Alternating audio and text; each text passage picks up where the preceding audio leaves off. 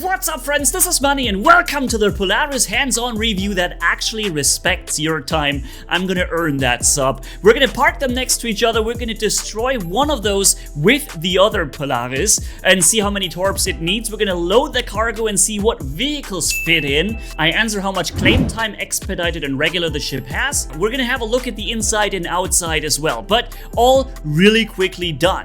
Now, there's some point defense on the up and down. I believe there's 7 around the ship.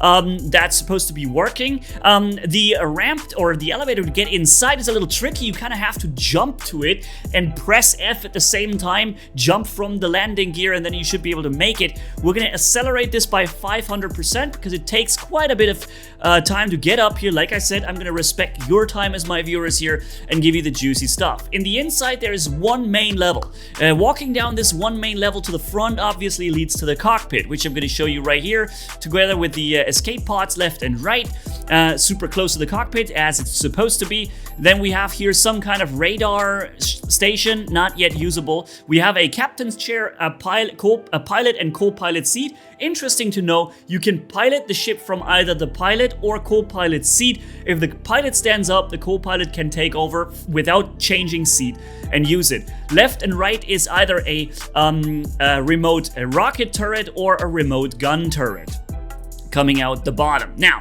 let's go and move further back down this main corridor. Right to the beginning, we have a locked captain's room that is not accessible. Then to the left and to the right on the upper wings of the Polaris will be a size 4 quad turrets left and right. So basically the same firepower as a hammerhead brings on those turrets, with a really good coverage around the entire ship, or well, at least the upper side of it, right? As you can see, Omnisky 12 is the default loadout. That is size 4 Omnis, and it's a mirror turret on the other side. Now, a little bit further back on one side we have the mess hall, which is pretty luxurious, and on the other side is the crew quarters, where there's little bunk beds and bunk rooms for each person. Now, that is the end of the first part of the main corridor.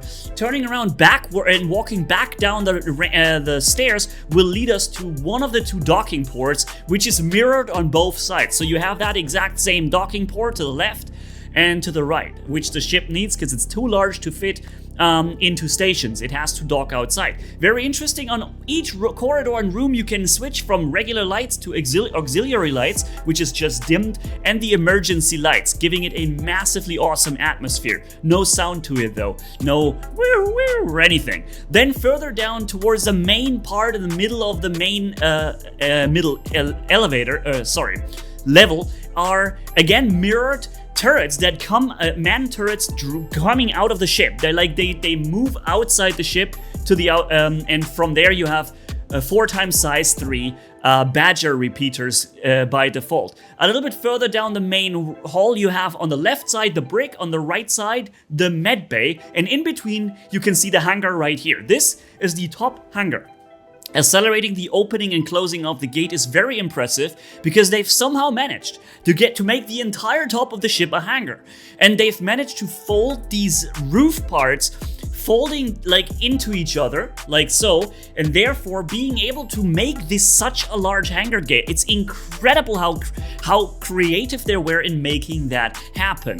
Now, the med bay here will allow you to put your transfer your imprint and respawn there, and it's also a med bed. I think level 2 injuries, but I might be wrong on that one. A little further back to the main middle corridor will lead you to this part here with the I guess the engineering room down here, where you see the jump drive or the hyperdrive or whatever, you know, quantum drive right there. You can also go down to it by just choosing the elevator here, which is not just one. There's multiple ones where you can choose throughout the ship to go down or up, and if you do so, then you'll end up down here in the engine room. And super beautiful how this is done. You literally see the coolant fluid down there cooling the whole, I don't know, things. You can also jump over them Do not do that. I just did that, and it was really bad because you can't escape this path here again unless you do what I just did, somehow glitch through the entire ship. Also interesting, that coolant is actually water, so you see it even on your visor. And if you did what I just did, then thankfully I was able to glitch out of the ship because I wasn't yet imprinted on that ship, so killing myself would not have brought me back. But I glitched through the bottom, so failsafe kicked in, and I was able to fall through the entire ship. Super well done. In that case, although maybe there should be a way to climb out of that engine water area. The other side of that looks like this, having a tiny little galaxy inside, looking super fantastic. I mean, honestly, I can understand why they take a lot of time making ships like these, but because it just looks fantastic. The level, the detail is just brilliant. Then we have the cargo area now, and don't confuse that with the hangar. It looks a little similar, but it's on the bottom, not on the upper part of the ship. And there is a tractor beam which you can use to load and unload, although you only really have perspective from here. So you can move things back and forth inside. You can probably, even if you're fiddly and accurate, load the torpedoes from the cargo area here into the torpedo tubes, which are located towards the front on the lowest deck now, and having a revolver mechanism where you have 4, I believe, torpedoes on each of those 4 launcher tubes, and then there are 4 more already inside the ship. So you have 16 plus 4 inside. That should give you like 20 or 24 or whatever rockets, something like this. And those are, what is that, size 10 torpedoes, I think, right? A little further, it will lead to these where the tubes go through, the torps, and then exit the ship to the front. And here on the lower bottom front is also the double size 7 projectile cannons. And those are no regular weapons. They have a completely different custom look, custom animations, and they are custom weapons too. You cannot switch those to level 7 laser cannons. Item is called Item Short RSI something. The item is longer, and we couldn't actually see the exact full name of that weapon, but it's a fixed weapon that you cannot change. The ship look in the exterior has an extremely aggressive V-shaped look that just underlines the military purpose of this ship. It's insanely shielded, insanely armored, and obviously insanely well armed. To the left and to the right, you have these cargo ramps similar to the ones from the C2 going down the side and landing pretty evenly on the ground. And on top, obviously, this big, super amazing looking hangar. Here's the animation that I wanted to show you on how this thing closes. You can see these segments like spreading to make room for this large opening. And when you close it, when you open it, these things, they have to move together over each other, overlapping, and move towards the further outside part of the ships to be able to create this large opening. Immensely well done. I mean, I have made a really nasty video last time where I was really criticizing CIG for a lot of things, thoughts that I feel like had to be said because it's been bothering me, but the design of the ship is flawless. It's amazing, and flying it just shows how it's relatively agile for such a large ship. It is more agile than an 890 by far.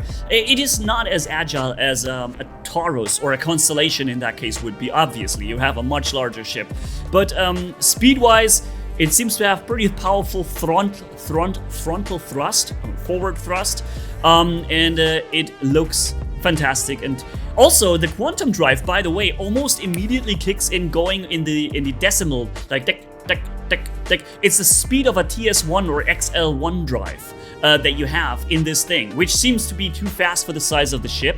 But I'm assuming the speed will change in the future. Also, tremendous amount of quantum fuel capacities. You can fly ridiculously far and you're almost never getting empty. That, of course, can maybe happen in Pyro when you fly on multiple lanes back and forth. This is how the side ramp opens here with the ramp going down, and we're now entering the other Polaris from my friends. And that means we're gonna now destroy the one Polaris with the other. And I'll show you how much that torpedoes size 10 that will take.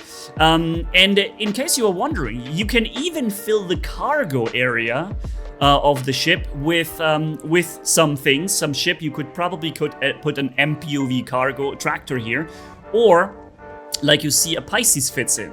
You don't need to do that, and you have a real hangar for it, but you could do that. And so let's begin firing those size 10s at one of those Polarises over there in the distance. Unfortunately, I do not have video material of me firing it, but you have to have a minimal distance of 3 kilometers before you can lock onto it. And the firing happens down below in a separate console. You cannot even fire the entire torpedoes from the deck, from the crew command deck. You can't fire it there. You have to go down onto the missile torpedo operator console that is somewhere else inside the ship. I actually forgot to have material for that. My apologies. But let me show you a full salvo. That is 4 full size 10 rockets. And one of those big torpedoes, not rockets, actually drops the shield of the Polaris when it's a full hit pretty well. So we're about to fire. Hold yourself side tight to something. This is gonna be crazy. 1, 2, 3, and 4. As you can see, these things are rather slow, but I heard they should be stealthed in the future so that you could not so easily shoot them down. In the top right, you see the status of the other Polaris that is full. Boom, first shot, then second shield gone, third shot, heavily damaged, fourth hit, and it's a kill. And that was, of course, a perfect point-blank shot into the flank, hitting all of the same exact spots. I can very well imagine that you need more than 4 torpedoes to finish and kill an entire Polaris when it's actively being piloted and when you hit multiple different sides of it. The point defense system will obviously shoot down torpedoes too, so it's not going to be as easy when this thing is actually manned and operated. A fully stationary and AFK Polaris can be killed with 4 torps. And then, by the way, if you want to know, the claim time of the Polaris, which mine we just was destroyed, has 1 hour and 15 minutes. The speed or expedited time is still 19 minutes, and on the PTU it was for free to do that. Obviously, those numbers will go up drastically when it comes to the live server / in the future, right? And of course, as I said, you have to load that thing or dock that thing on a station's docking ports. You can't land it inside. Maybe, and this is something we haven't tested, I'll do that sometime soon. Maybe I add it to the pinned comment. Maybe you can land it inside the hangar on Grimhex. That could be working on hangar 13. That's typically where the extra large hangar, it used to be 13, now it's just the extra large hangar. And this could actually maybe house, no, it should be able to fit the Polaris because we even landed the Idris in there. And when the Idris fits, the Polaris will fit for sure, because the Polaris is a decent part smaller than the Idris is. So yeah, I'm assuming, and I'm pretty sure you can land and dock and store the Polaris in Grimhex, which may be the place where most people will put it then. Because you don't want to always start from the surface against the thick atmosphere. You might want to already be in space when you start with your friends, right? And therefore Grimhex being a really good destination. And now let's load this ship with some ships. What do you think fits inside? First, obviously, the top ship hangar even fits an F8, and the F8 is an incredibly large ship. So having the F8 in basically answers all the other questions. You can fit a Scorpius Antares, I heard. Any Hurricane will fit. Any really a fighter will fit in there, no problem. We haven't tried a Banu Defender because she's quite long, but if you fold her together, should be fitting no problem. So yeah, let's fit some vehicles in the bottom hangar, the cargo hangar or cargo area, right? Cargo bay. And as you can see, not even that. This is not the anti-air version. It didn't fit. We tried everything. We tried the Nova tank. We tried the ballista. We tried all of those things, even, trying to hide the weapon systems. I mean, an Ursa rover will fit inside, especially when you move the turret down, then it will fit, but you can't get anything else inside. Now, ladies and gents, I hope you had a good time watching this video. I hope it was informative for you, and you know almost everything you wanted to know about it. Ask some questions in the comments, and I'll be answering them as best as I can. I don't know exactly how much shield energy the ship will have, we'll see. And other than that, the stats will follow sometime soon. So hopefully, yeah, I see you in the next video. Manni signing off, and bye bye, my friends.